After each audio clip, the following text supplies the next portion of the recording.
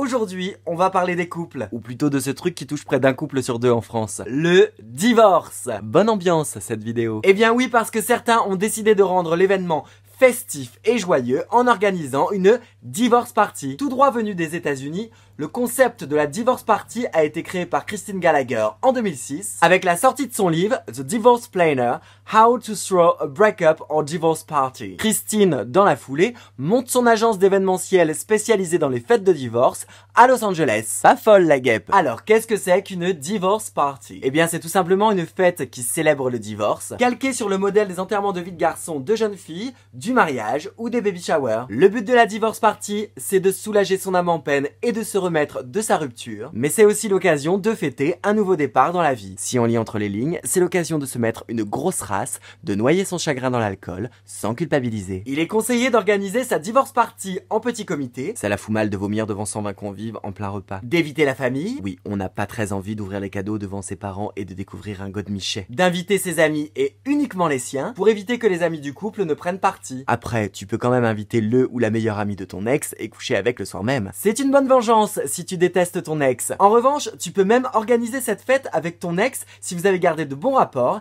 et même formuler des vœux de divorce. Mais j'y crois pas trop, hein. Il y en a forcément un des deux qui l'a en travers et qui va chialer quand il aura trop bu. Pour une bonne divorce party, on accroche des ballons adieu connard dans la salle, on prononce des vœux pour cette nouvelle vie, on brûle sa robe ou son costume de mariée. Ça fait mal hein, quand on voit le coup d'une robe, mais l'équilibre psychique, ça n'a pas de prix. On peut organiser un concours de fléchettes avec la tête de son ex comme cible, faire une piñata avec la tête de la maîtresse ou de l'amant de son ex, bref, on peut tout faire sauf brûler la voiture ou la maison de son ex. Là, c'est un peu too much. Et surtout, on s'inscrit sur Tinder parce que le plus important, c'est de se faire plaisir et de rebondir. On ne reste pas sur un échec, on va de l'avant, parce que comme le dit le proverbe, un de perdu, 10 de retrouvé. Pas en même temps les 10, hein, je préfère préciser. Allez, la vie est belle.